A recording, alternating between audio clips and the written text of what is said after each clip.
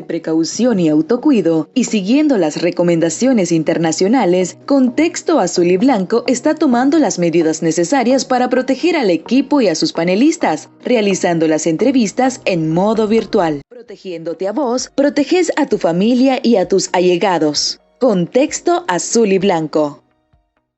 Buenas tardes y bienvenidos a Contexto Azul y Blanco, hoy 4 de febrero del 2021. El tema que vamos a estar tocando hoy son los aportes técnicos para un programa de gobierno democrático en Nicaragua, una propuesta a la nación, y el tema general en sí va a ser la reforma institucional. En el informe de 191 páginas se lee como introducción en el capítulo 4, el Estado al servicio de la ciudadanía. Tras casi 2 siglos de existencia como Estado independiente, Nicaragua no ha logrado mantener una institucionalidad que sobreviva más allá de un cambio de gobierno. Esta ausencia de la institucionalidad democrática ha sido el mayor obstáculo en la vida como nación, lo que en el fondo explica la frecuencia con la que se ha recurrido a la violencia como forma de hacer política. Y para conversar sobre este tema, hemos invitado a 2 profesionales que han participado de manera activa en la construcción de estas propuestas y quienes trabajaron enfocados directamente en las principales líneas de acción para el restablecimiento y la reforma institucional que el país requiere. Tenemos a Elvira Cuadra, ella es socióloga con más de 20 años de experiencia de investigación social en Nicaragua y Centroamérica sobre temas relacionados con los procesos y cultura política, juventudes, análisis de conflicto y seguridad. También es investigadora asociada del Centro de Investigación de la Comunicación, 5, y el Instituto de Estudios Estratégicos y Políticas Públicas, IEP, autora de varios libros y ensayos. Y tenemos a Juan Diego Barberena, él es abogado activista político, es licenciado en Derecho por la Universidad Centroamericana, ha cursado diferentes estudios, tiene un diplomado en Derechos Humanos y Cultura de Paz, en la Universidad Centroamericana y en la Universidad Javeriana de Colombia, es investigador en temas de derecho constitucional, derecho electoral, justicia transicional y cultura de la impunidad. Y actualmente es parte del Consejo Político de la Unidad Nacional Azul y Blanco. Gracias a ambos por estar con nosotros acá en Contexto. Gracias por la invitación. Efectivamente, el tema de la reforma institucional en el documento de los aportes técnicos es un tema central. Si lo recordamos, pues el tema de las instituciones y de la política fue lo que desencadenó la crisis que todavía permanece en el país y que nos ha traído hasta este punto. Así que muchas gracias por la invitación. Muchas gracias, María Ángeles, por la invitación. Un gusto estar de nuevo acá con vos y ahora compartir con Elvira este espacio. Y pues sobre todo hablar sobre el tema de las reformas institucionales que sin lugar a dudas va a ser uno de los principales puntos en la agenda política del gobierno que encausa la transición a la democracia en el país. Gracias. No, gracias a ustedes por acompañarnos y poder conversar estos temas tan importantes tanto para la ciudadanía como para nosotros como individuos, ¿verdad? Y para empezar, nos gustaría saber cómo fue el proceso de construcción de este punto 4, que es el de las reformas institucionales, y sobre todo cómo fue la consulta que se realizó para la ejecución de él. Bien, lo primero que habría que decir es que el grupo de propuestas es un grupo amplio de más de 100 personas. Es un grupo ad hoc, es decir, que nos constituimos como grupo con el compromiso de aportar al país, de aportar a Nicaragua, sin considerar ningún tipo de afiliación a estructuras partidarias, aunque hay algunos que participan en diferentes, digamos, organizaciones, pero el principio fundamental es que es un grupo ad hoc, es decir, autoconvocados, en otras palabras, ¿verdad? Comprometido con el país y con la intención de hacer propuestas técnicas para que sirvan como insumo a las fuerzas de políticas de oposición democrática en Nicaragua y que a partir de ahí se pueda definir un programa de gobierno para el periodo de transición que está, digamos, a las puertas de abrirse en Nicaragua. Entonces, el proceso que se siguió para trabajar las reformas institucionales es similar al que transcurrió en otras de las áreas incluidas en los aportes técnicos, es decir, personas expertas, profesionales, de diferentes disciplinas de las ciencias sociales, de las ciencias jurídicas, que participaron en comisiones o en grupos de trabajo, hicieron análisis de la situación en el tema específico y a partir de ahí se definieron prioridades y se definieron propuestas. Vale la pena decir que el documento de aportes técnicos contó con la aportación o con la participación de varias organizaciones, aparte de las personas individuales, como por ejemplo la Asociación de Pueblos Indígenas y Afrodescendientes de Nicaragua, APIAN, el Centro de Asesoría Legal de los Pueblos Indígenas, CALPI, y otras organizaciones como la Organización de Profesionales Independientes de Nicaragua, OPIN, el Movimiento Campesino, la Unidad Médica Nicaragüense, dependiendo de las áreas en las que se estaba trabajando. Pero todavía no ha sido sometido a una consulta ciudadana amplia. Eso nosotros consideramos que es una responsabilidad y un ejercicio que le corresponde realizar a las fuerzas democráticas de oposición en Nicaragua en el momento en el que vayan a formular sus programas de gobierno. Entonces, lo que nosotros estamos ofreciendo a Nicaragua y a la ciudadanía es un abanico de aportes técnicos para ser consultados y a partir de ahí formular un programa de gobierno para la transición. Muchas gracias, Elvira. Y siguiendo un poco con las preguntas y leyendo el documento, observamos que el capítulo está dividido en 6 puntos torales, ¿verdad? Para la reforma o transformación institucional que un gobierno democrático deberá llevar adelante. ¿Podríamos hablar brevemente de ellos? Sí, bueno, en principio el capítulo pretende, digamos, abarcar todos aquellos elementos que conllevan a una transformación institucional del país. Yo creo que es importante iniciar diciendo de que todo cambio y toda transformación de Nicaragua pasa por transformar las instituciones en todos los ámbitos, ¿no? Desde la perspectiva social, desde la perspectiva económica, etcétera. Y eso conlleva a que digamos, tengamos instituciones integradas por funcionarios y servidores públicos lo suficientemente capaces y funcionales para que las instituciones puedan materializar, perdón, sus objetivos. Y en ese sentido, el primer gran punto de esta propuesta de reforma institucional es que los poderes del Estado se independicen nuevamente, ¿no? Es decir, que volvamos a tener poderes del Estado separados e independientes, y eso pasa por el restablecimiento del Estado de Derecho, que desde el 2007 hasta la fecha pues se ha venido conculcando y en consecuencia pasa también por limitar el ejercicio del poder político del grupo que ejerce el poder en el momento determinado en el que se encauce la transición en el país.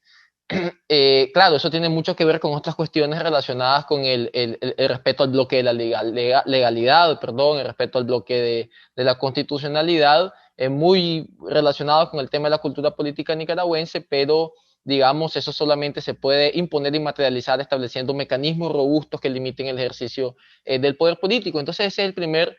gran punto, ¿no? El punto relacionado con el restablecimiento de la independencia de los poderes del Estado. El otro punto muy importante, me parece, es el punto del poder judicial, el restablecimiento del poder judicial, un poder judicial que verdaderamente administre justicia, y ahí tenemos muchas aristas muy importantes. Y este punto es, creo, de suma trascendencia porque quizás en el desarrollo de esta conversación vamos a seguir hablando del tema del poder judicial. Pero yo solamente quiero decir acá que eso pasa desde luego por establecer y aplicar una ley una ley de carrera judicial lo suficientemente efectiva, ¿no? Que establezca los escalafones y los méritos y los requisitos y presupuestos que deben cumplir las personas que aspiren a ocupar diferentes cargos jurisdiccionales como jueces locales, de distritos, magistrados de instancia y magistrados de la Corte Suprema de Justicia. Y ahí llego a otro punto supremamente también trascendental, y es que es necesario que se establezca en el ordenamiento jurídico controles a la Corte Suprema de Justicia. O sea, la Corte Suprema de Justicia es un órgano jurisdiccional pleno, el principal órgano jurisdiccional que hay dentro del Estado, pero esa es su única atribución y en consecuencia deben ser regulados y debe ser controlada la Corte Suprema de Justicia en principio, y además de ello se le debe limitar la regulación al ejercicio de la profesión de la abogacía y el notariado también, que eso pasa por establecer un colegio de abogados, un colegio de notarios, como sucede en muchísimas otras partes del mundo. Y relacionado con el tema del sistema de justicia penal, también tenemos la necesidad y la propuesta de reestructuración del Ministerio Público, la Fiscalía General de la República, que ha sido un órgano que si hacemos, digamos, un análisis o un recorrido histórico de la Fiscalía General de la República como órgano que tiene el monopolio del ejercicio de la acción penal en nuestro país, es una institución que nació viciada a raíz del pacto de Arnoldo Alemán y Daniel Ortega en el año 2000, y que su funcionalidad en consecuencia se ha visto limitada en sus 21 años de existencia, y más aún del 2007 hasta la fecha. En consecuencia, se propone, bueno, la necesidad de que el Ministerio Público sea un órgano verdaderamente funcional, pero sobre todo que vele por el principio de objetividad, que digamos desde la perspectiva procesal penal es que el Ministerio Público, si bien es cierto, representa los intereses de la víctima en un proceso penal, siempre debe velar por el respeto de los derechos fundamentales y las garantías procesales de la persona acusada. Y entre los otros puntos de igual forma importantes tenemos la transformación y la reforma que se necesita en el Poder Ejecutivo, que ahí son entre las cuales hay que destacar la necesidad de una ley de actos administrativos que establezca los actos administrativos de la autoridad y la administración pública y que establezca los procedimientos administrativos también. Es decir, que le dé plena vigencia a lo que se conoce en el derecho público el principio de legalidad administrativa también, pero eso también pasa por la actualización de la ley 290, que es la ley reguladora de la administración pública en el tema de la descentralización, desconcentración y centralización administrativa. Y ya solamente para terminar, hay otros 3 puntos importantes que yo no quiero dejar de mencionar, y es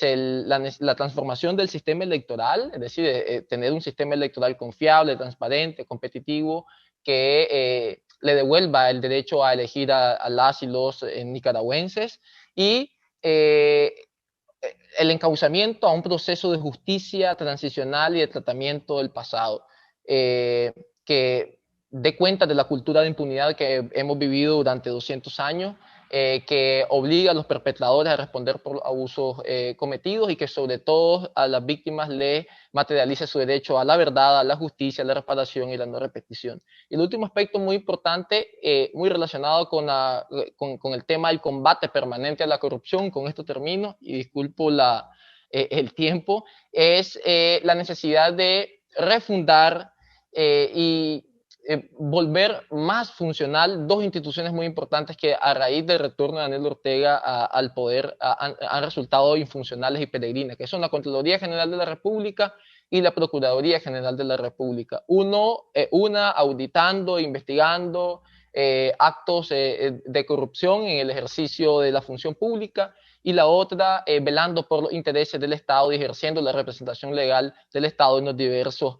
ámbitos judiciales, jurídicos y de comparecencia pública, digamos. Muchas gracias, Juan Diego. Y siguiendo, ¿verdad?, con nuestras preguntas y escuchando estos puntos, ¿verdad?, que son, cuando escuchamos cada uno de ellos, vemos que todos son igual de importantes, pero podríamos decir que hay alguno de ellos que es la prioridad o con el que se debería de empezar. Si hay uno de ellos, ¿cuál sería? Bueno, yo creo que aquí hay varios puntos que son igualmente importantes. Es bien difícil decir con cuál hay que comenzar primero porque el reto fundamental durante la transición es establecer en Nicaragua las bases firmes para un régimen democrático, porque lo que sucedió durante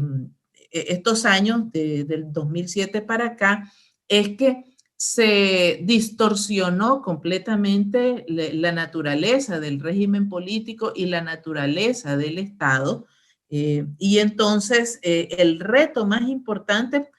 que tenemos durante la transición es restablecer los fundamentos de un régimen democrático y un Estado al servicio de la ciudadanía. Por eso es importante hacer todas estas reformas. Hay muchas de ellas que se tienen que hacer de manera simultánea porque no hay otra forma de restablecer esos dos elementos importantes.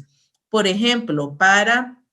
restablecer la naturaleza democrática del régimen político en Nicaragua, es fundamental la independencia entre los poderes del Estado, ¿verdad? Y eso es de primer orden, restablecer el derecho ciudadano al ejercicio del voto, y esto significa reformar a fondo el sistema electoral de tal manera que permita que los ciudadanos puedan ejercer ese derecho al voto, que es la base fundamental de todo régimen democrático. Lo que mencionaba Juan Diego también en términos de la reforma del sector de la justicia,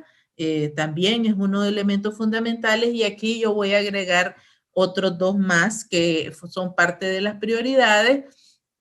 y que están relacionadas con esas características democráticas del régimen y del Estado. Y una tiene que ver con devolver la autonomía e independencia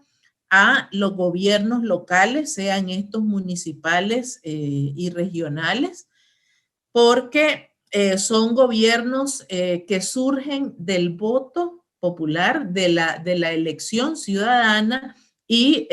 hay todo un marco jurídico, pero hay además antecedentes de procesos muy importantes en Nicaragua en relación a el fortalecimiento de la autonomía municipal y regional con la ley de autonomía. Entonces, es muy importante que estos gobiernos que son elegidos por el voto ciudadano y que son los que están más cerca de la población, de sus necesidades y de las soluciones también, entonces sean gobiernos fuertes y gobiernos autónomos, independientes, que no tengan que estar subordinados al Poder Ejecutivo. Y otro elemento que es fundamental tiene que ver con la reforma del sector de la defensa y del sector de la seguridad, es decir, el privilegio del Estado sobre el uso de la fuerza. Y esto es crítico, pues ya lo hemos visto en todo el contexto de la crisis, lo que ha significado, por ejemplo, tener instituciones controladas, subordinadas a la discrecionalidad del Poder Ejecutivo, las consecuencias que eso tiene en términos de principios democráticos, pero también en términos de el respeto a los derechos fundamentales de los ciudadanos. Entonces, ese es un elemento central. Realmente, como dije al inicio del comentario, es bien difícil decir esto es primero y esto es segundo. Estas son reformas complejas que hay que empujar de manera simultánea y que no se resuelven en 2 días, ¿verdad? Sino que requieren procesos más o menos de mediano plazo para que puedan tener un efecto duradero, que es otro de los elementos en los que nosotros insistimos, ¿verdad? Hay que sentar la base firme para que lo que ha sucedido y lo que está sucediendo en Nicaragua en este momento no se repita nuevamente. Aquí dejo mi comentario.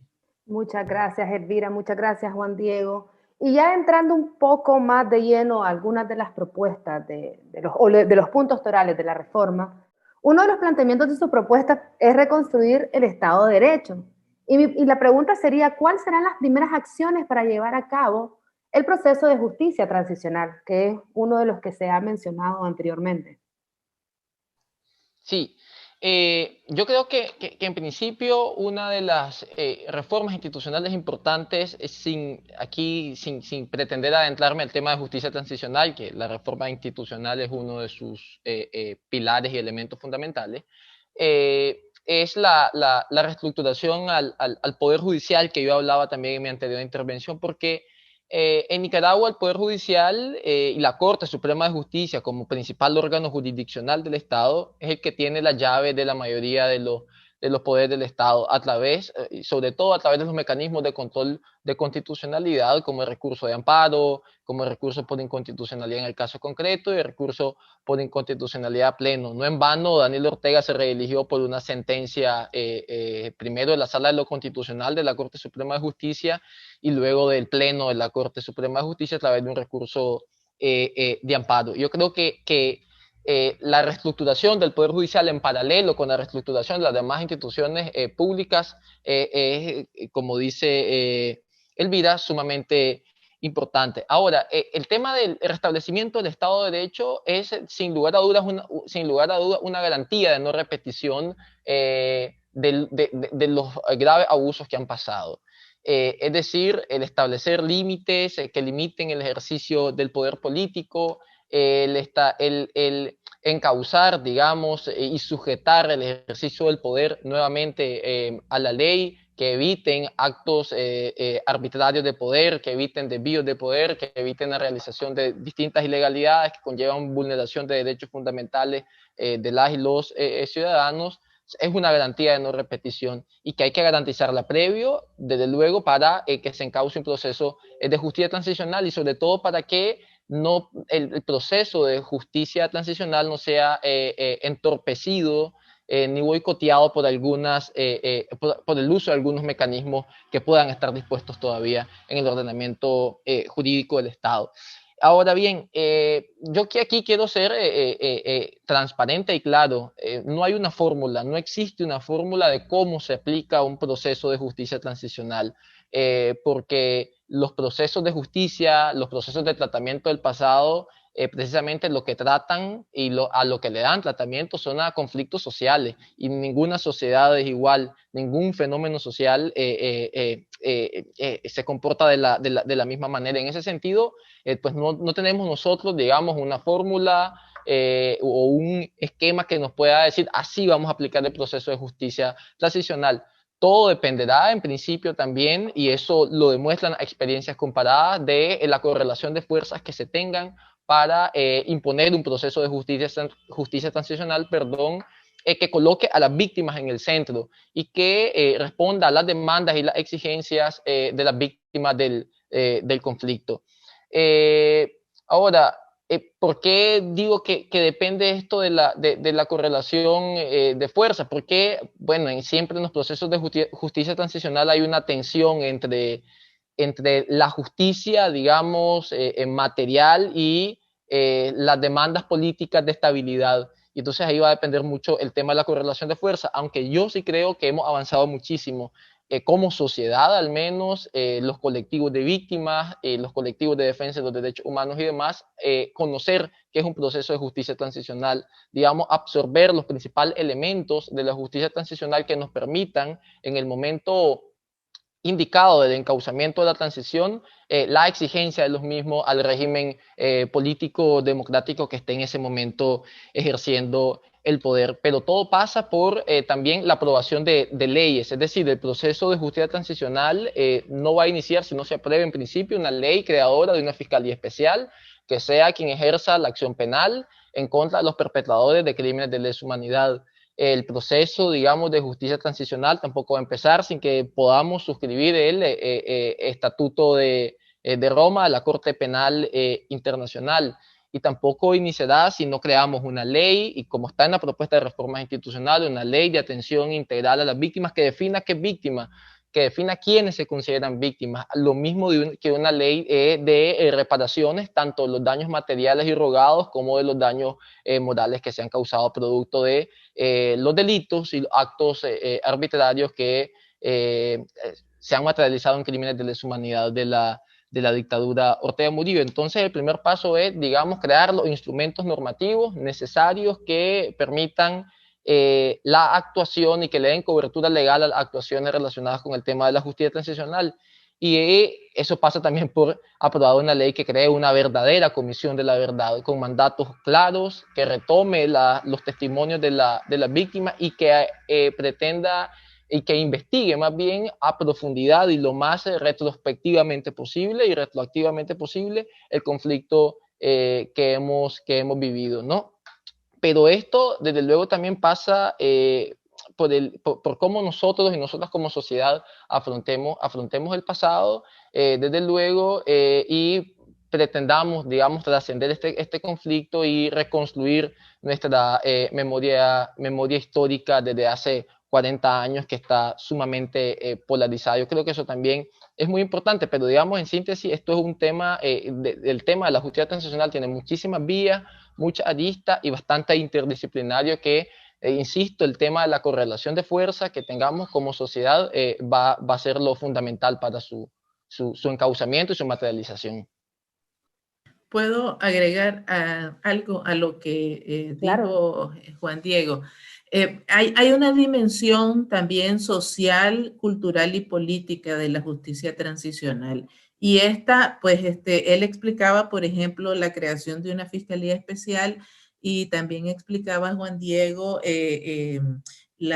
sobre la conformación de una comisión de la verdad, pero también el Estado tiene que tomar la iniciativa para los procesos de memoria, que es la parte de reconocimiento social de lo sucedido, ¿verdad? Y de realizar una serie de actividades y de acciones de naturaleza cultural para construir o para promover dentro de la sociedad nicaragüense una serie de principios y de valores que te permitan el reconocimiento permanente de lo sucedido, pero además asegurarnos de que esto no vuelva a suceder, es decir, contribuir a la transformación de la cultura política del país para que esto no vuelva a suceder, y además pues hacer todo una serie de actos que son simbólicos, pero que son muy poderosos y que tienen que encabezarlos el Estado, en función de el reconocimiento a las víctimas, el reconocimiento del pasado y el compromiso para que eso no suceda nuevamente. Muchas gracias, Elvira. Muchas gracias, Juan Diego. Y pasando a otro tema, y es, ¿cómo encajará en la transformación institucional la reforma cultural? Estamos hablando de cultura, ¿verdad? Es decir, el cambio de las instituciones de un modelo patriarcal y misógino que revictimiza a las mujeres violentadas hacia instrucciones defensoras de los derechos humanos de las mujeres.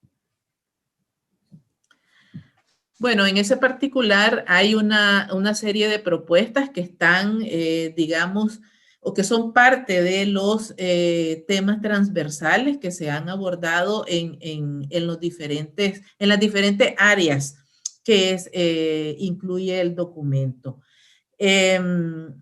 Nicaragua tiene un déficit muy importante en materia de derechos de las mujeres, igualdad de oportunidades para los géneros y prevención de la violencia. Entonces, hay un marco jurídico, el país es suscriptor de diversos convenios y convenciones internacionales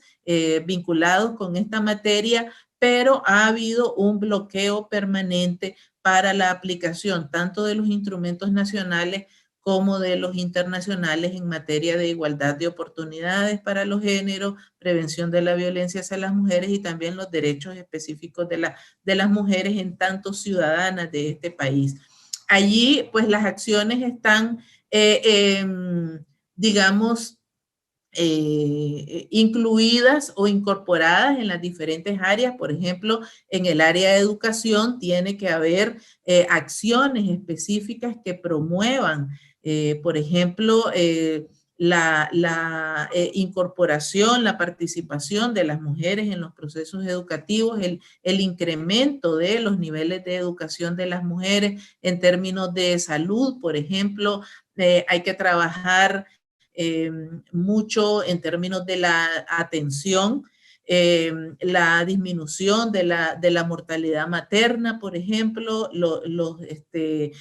información adecuada y oportuna sobre derechos sexuales y derechos reproductivos. Hay una serie de acciones que se deben de trabajar y, por ejemplo,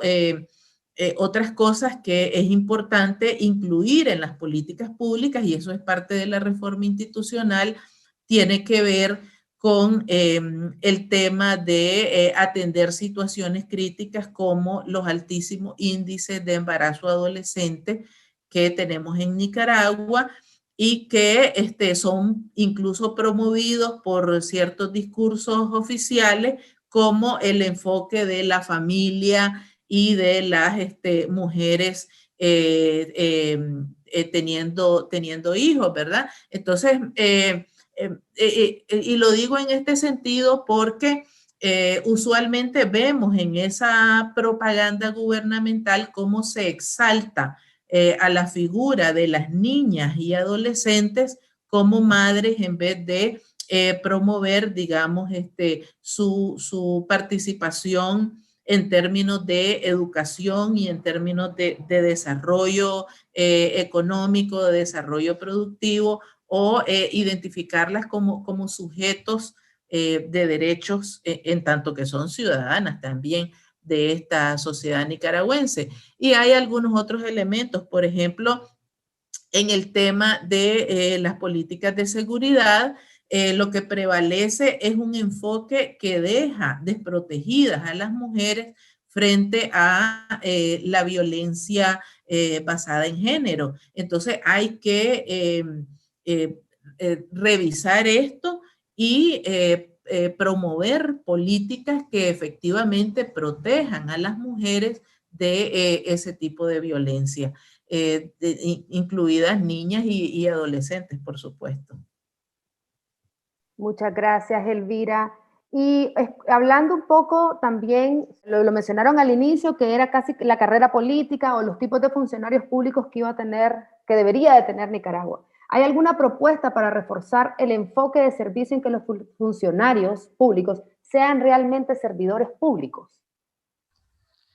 Sí, de hecho yo decía que la transformación, digamos, del Estado pasa por transformar en principio las instituciones, que nos va a permitir transformar los diversos sectores, y eso también depende de que tengamos funcionarios y servidores públicos con verdadera vocación al servicio público, digamos, con aptitud y idoneidad para ejercer sus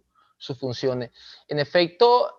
en la propuesta se pretende nuevamente, digamos,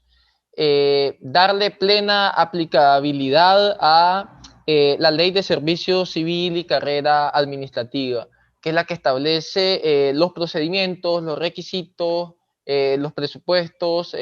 para ocupar una determinada función pública en las instituciones del Estado, y además establece, dicho sea de paso, las incompatibilidades o prohibiciones en ese sentido, muy relacionado con el tema del nepotismo y demás, que aquí se violenta flagrantemente. Y en consecuencia, digamos, partiendo de una aplicación recta y efectiva y eficaz de la Ley de Servicio Civil y Carrera Administrativa, lo que se pretende es que los funcionarios y servidores públicos cumplan con los requisitos dispuestos en la ley y que además de ello, pues el escalafón de los servidores y funcionarios en la administración pública pues sea acorde a la ley, y eso lo que nos va a generar en consecuencia es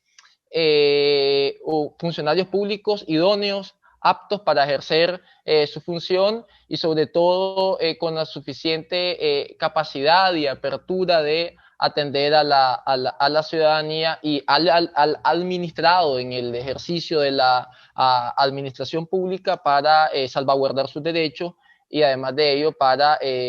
digamos, atenderlos con la debida eficacia y como un ciudadano y una ciudadana se merece ser atendido por un funcionario público que su salario es pagado por medio de los tributos e impuestos y tasas especiales que los ciudadanos día con día sufragamos a la hacienda pública. Entonces, en principio, en la propuesta, este tema del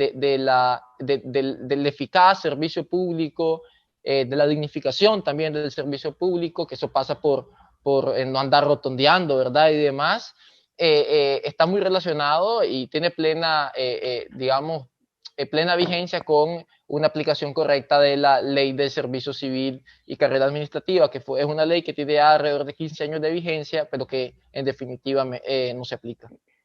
Muchas gracias, Juan Diego. Y continuando las preguntas, ya solo nos quedan 2 preguntas, ¿verdad? ¿Cómo se fortalecerá la autonomía de los pueblos indígenas y de la costa Caribe? Y este fue un tema que mencionó Elvira en una de sus intervenciones anteriores, pero me gustaría ver un poco sobre eso.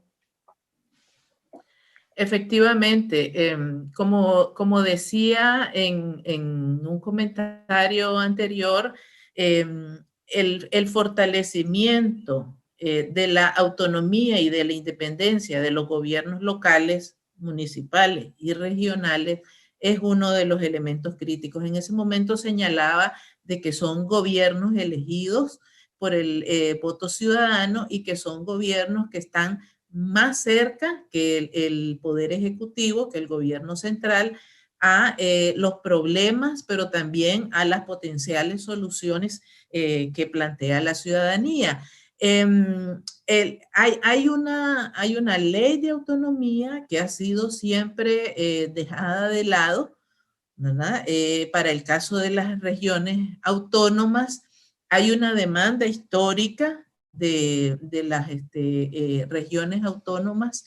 y de las poblaciones indígenas y de las afrodescendientes en relación con la aplicación de esta ley de autonomía, pero también con la independencia real de estos y la capacidad de gestión de los gobiernos regionales. Y en ese particular hay una propuesta específica de ellos en el documento de los aportes técnicos. Yo creo que debe ser presentada y comentada con amplitud, y para eso yo lo que recomendaría o lo que sugeriría es invitar a una conversación específica a las personas que participaron en la formulación de esta propuesta específica para las regiones de la costa Caribe, comunidades indígenas y afrodescendientes, para que puedan explicar de viva voz, ¿verdad? De qué se trata estos aportes técnicos en relación con la autonomía. Perfecto, claro que sí, Elvira. Y vamos a tomar la palabra. Después del programa me gustaría pues, conversar un poco para poder invitar a estas personas y así saber quiénes son y poderme comunicar con ellos para invitarlos a este espacio. Y como vos decís, que sea de la boca de ellos, de la mano de ellos, quienes nos expliquen y que ellos nos expliquen cómo fue este proceso de construcción. Y ya para finalizar, tenemos una última pregunta, y es una pregunta un poco más de análisis personal, no sé si tanto si es algo que se ha pensado, analizado y retomado y discutido en estos espacios de discusión en la construcción de los aportes, y es si se ha valorado el proceso que se llevará para una transición democrática, tomando en cuenta los actuales dirigentes del Estado dentro de las instituciones actuales y cómo se piensa ejecutar. Bueno, en principio yo voy a dar mi opinión personal respecto a esta pregunta, digamos que nos saca un poco del enfoque de la propuesta, pero que está relacionada desde luego a cómo vamos a materializarla, dadas las actuales condiciones. Yo creo que eh,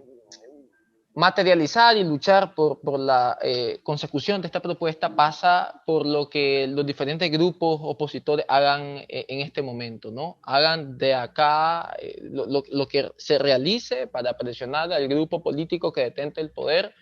de acá al momento en que se encauce la transición política. Es decir, la transformación del país, las reivindicaciones sociales y sobre todo esa, digamos,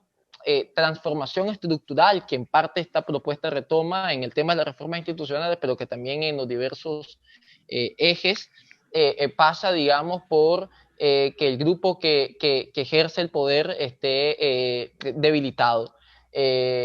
Debilitado el grupo ORMU y la alianza del grupo ORMU que tiene también. Y eso obliga a los grupos de la oposición a ejercer acciones, emplazar a la dictadura para,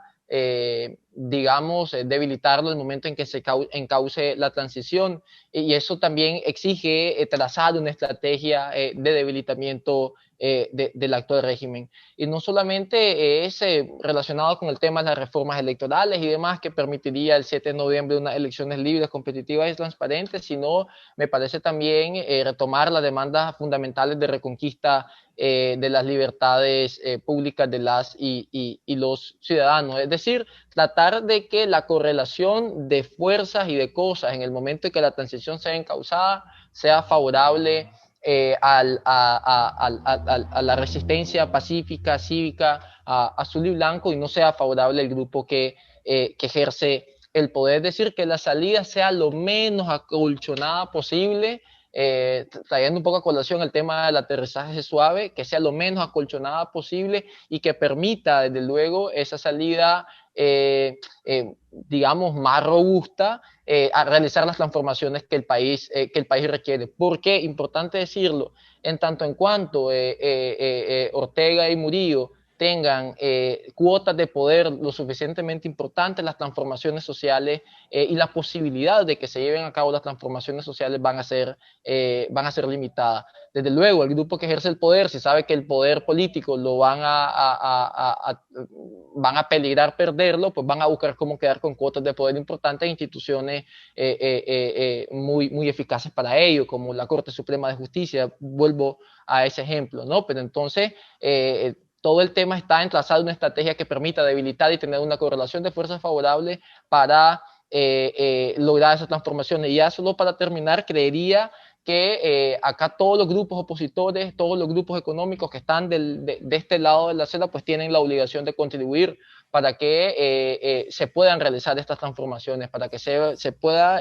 institucionalizar nuevamente el país. Y eso pasa porque la empresa privada, porque los grandes capitales contribuyan a una salida menos acolchonada, por muy duro que eso suene, y eso pasa pues porque los sectores que han mantenido la resistencia actívica y cívica pues sigan, digamos, insistiendo en la salida de la dictadura bajo los cauces formales y constitucionales establecidos. Es la única forma, digamos, de que estas modificaciones estructurales, económicas, que requieren desde luego transformar la estructura del empleo para empleos de mayor productividad de ingresos y las transformaciones institucionales que exigen una institucionalidad democrática que le devuelva a la ciudadanía sus derechos fundamentales y que limite el poder político, se puedan materializar.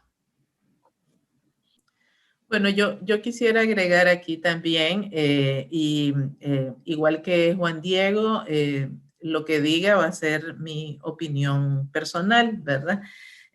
No está relacionada directamente con el tema de los aportes técnicos. Sí está vinculada, pero no es relacionado directamente. En Nicaragua, lo que sucedió en el 2018 con esa enorme ola de movilización y de protesta social cívica, y quiero resaltar lo de la palabra cívico, marca un precedente y un punto de inflexión en la historia del país, ¿verdad? Y no solo en la historia reciente, sino en toda la historia del país, porque nos muestra que hay dos procesos que han estado transcurriendo de manera simultánea. El primero de ellos, y a mí me parece que tal vez es el de más larga duración, y el que tiene, digamos, una perspectiva de futuro de más largo plazo, es el cambio o la transformación de la cultura política del país. Aunque muchos discursos públicos, incluso dentro de la oposición, insisten en señalar que esta es una cultura política autoritaria, caudillesca, etcétera, la verdad es que lo que hemos visto desde el 2018 para acá y aún antes es una sociedad que ha venido cambiando esa forma de hacer política y esa forma de hacer cambios políticos haciendo uso de la violencia por las herramientas de la democracia y de la acción cívica. Eso es lo único que explica cómo hasta ahora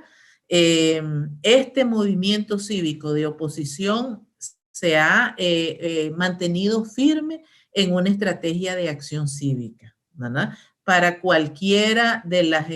provocaciones y de las acciones que ha realizado el gobierno desde el 2018 hasta hoy, y solo estamos hablando de los últimos 3 años. Por otra parte, la sociedad nicaragüense ha construido, y particularmente del 2018 para acá, un tejido de organizaciones a nivel territorial y a nivel sectorial que son un enorme capital social y político para el país. Eso también es un elemento muy importante para la transición y para la construcción de la democracia que ya está en curso, ¿verdad? Eso no va a comenzar el día que tome posesión un gobierno elegido democráticamente, sino que realmente está en curso desde el mismo momento en que la gente decidió asumir la acción cívica como la forma de cambio político y la nueva forma de hacer política, y desde que decidió participar organizadamente para que este cambio se haga realidad. Hay el otro elemento que quiero señalar que es muy importante, tiene que ver con el tema de las élites. Y cuando hablo de élites, lo hablo en el sentido, digamos, de la definición de ciencia política, ¿verdad? O de sociología política. No es un término peyorativo, pero se refiere a los grupos que tienen liderazgo y que toman decisiones en representación o en nombre del resto de los ciudadanos. En años anteriores, las élites habían construido un modelo de entendimientos que estaba basado en acuerdos que transcurrían de manera privada y que no tomaban en consideración las demandas y los planteamientos de la ciudadanía. Ese modelo entró en crisis en 2018 y se tiene que abrir, ¿verdad? Para dar participación a la gente y para incorporar sus demandas. Por eso es que nosotros,